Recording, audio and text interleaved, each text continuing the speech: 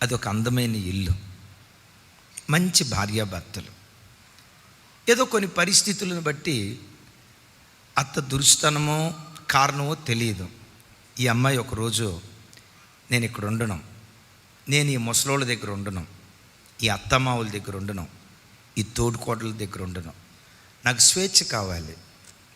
భర్త కాదని లేకపోయాడు. కొన్ని ఇబ్బందులు కూడా అత్తమామల వల్ల ఉన్నాయి, భర్తకు తెలుసు.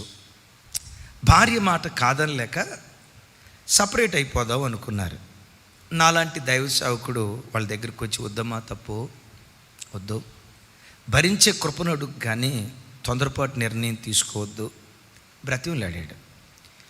లేదు పాస్టర్ గారు, మీకు మా బాధలు తెలుసు, మీకేం తెలుస్తాయి, అనుభవించి మాకు తెలుస్తుందని పాపం ఆ బెడ్లో ఏదో వాళ్ళ బాధ వాళ్ళకి చెప్పుకున్నారు.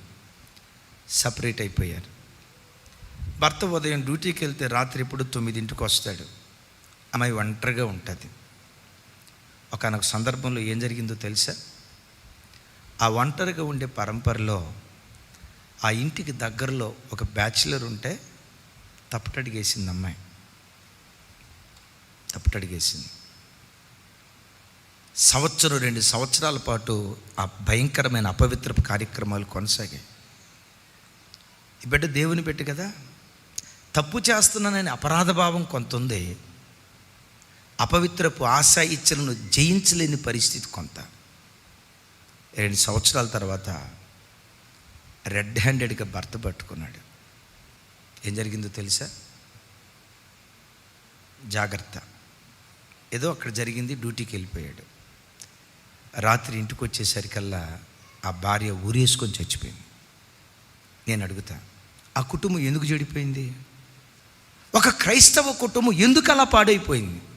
స్వేచ్ఛను కోరుకొని ఎప్పుడు ఒక ప్రొటెక్షన్, ఓ కాపుదల, ఓ భద్రత. యేసయ్యకు మహిమ కలుగును గాక.